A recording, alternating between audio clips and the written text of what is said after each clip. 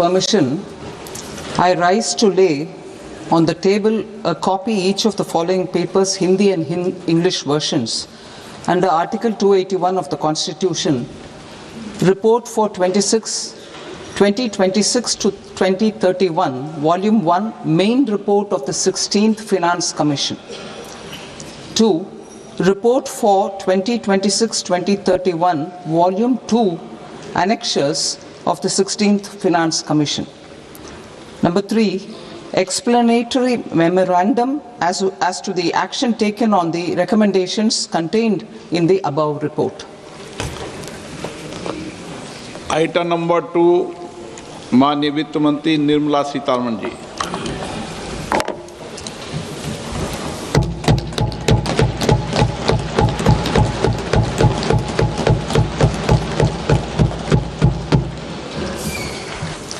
Honorable Speaker, sir, on the sacred occasion of Magh Purnima and the birth anniversary of Guru Ravidas, I present the budget for the year 2026-2027. Since we assumed office 12 years ago, India's economic trajectory has been marked by stability, fiscal discipline, sustained growth, and moderate inflation.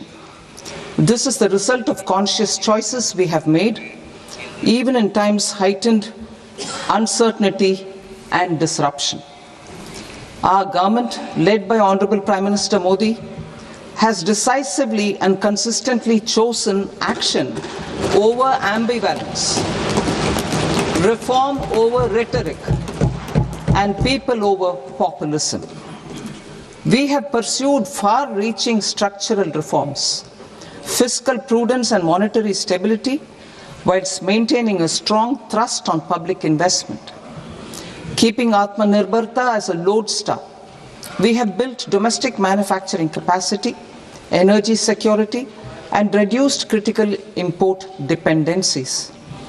Simultaneously, we have ensured that citizens benefit from every action of the government, undertaking reforms to support employment generation, agricultural productivity, household purchasing power, and universal services to people. These measures have delivered a high growth rate of around 7% and helped us make substantial strides in poverty reduction and improvement in the lives of our people. Today, we face an external environment in which trade and multilateralism are imperiled and access to resources and supply chains are disrupted. New technologies are transforming production systems while sharply increasing demands on water, energy, and critical minerals. India will continue to take confident steps towards Vikasit Bharat, balancing ambition with inclusion. As a growing economy with expanding trade and capital needs, India must also remain deeply integrated with global markets, exporting more and attracting stable long-term investment. As I begin Part A, I want to express my gratitude to the people for standing firmly with us as we forge our way together towards becoming one of the largest economies of the world.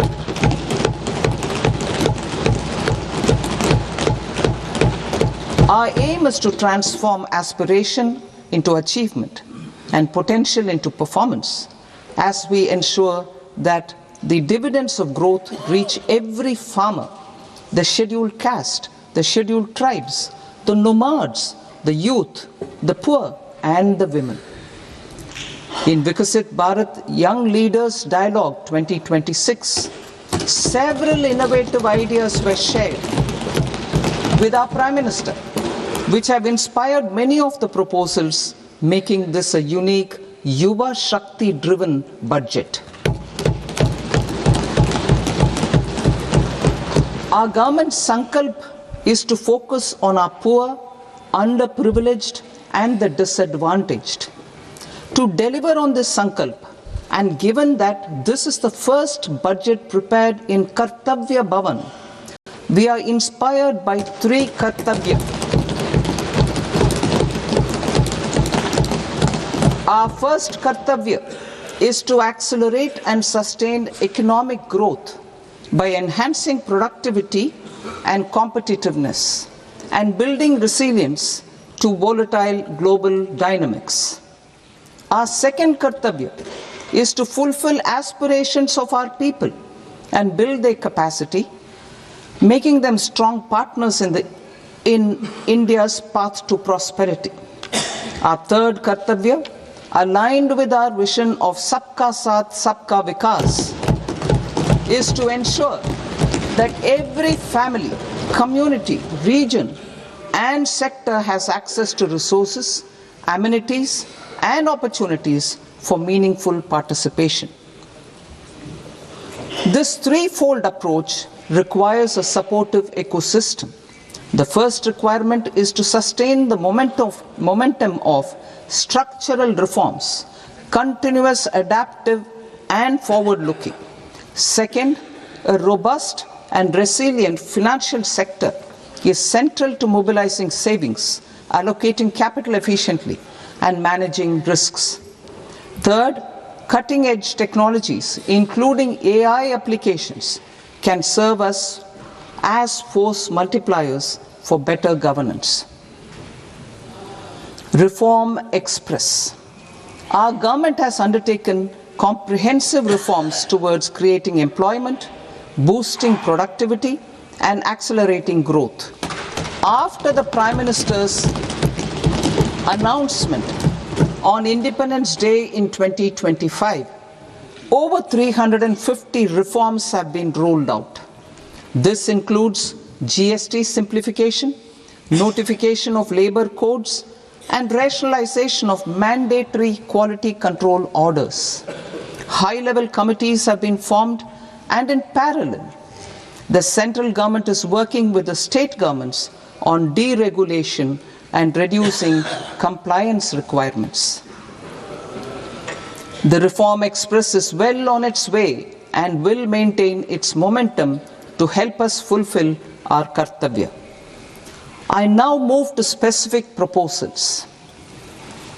Under our first Kartavya, to accelerate and sustain economic growth, I propose interventions in 6 areas. 1. Scaling up manufacturing in 7 strategic and frontier sectors. 2. Rejuvenating legacy industrial sectors. 3. Creating champion MSMEs. 4. Delivering a powerful push for infrastructure. 5. Ensuring long-term security and stability. And 6. Developing city economic regions. Scaling up of manufacturing in 7 strategic and frontier sectors. Biopharma Shakti, meaning biopharma strategy for health advancement through knowledge, technology, and innovation. India's disease burden is observed to be shifting towards non-communicable diseases like diabetes, cancer, and autoimmune disorders.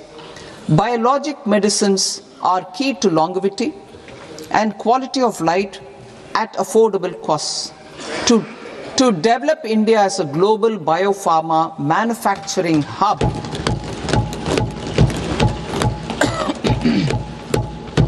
I propose the Biopharma Shakti with an outlay of 10,000 crores over the next 5 years.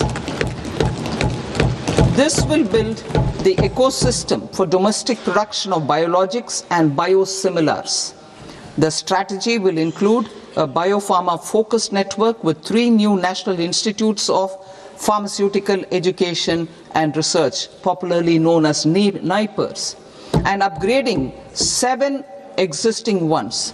It will also create a network of 1,000 accredited India clinical trials sites We propose to strengthen the Central Drug Standard Control Organization to meet global standards and approve timeframes through and approval timeframes through a dedicated scientific review cadre and specialists.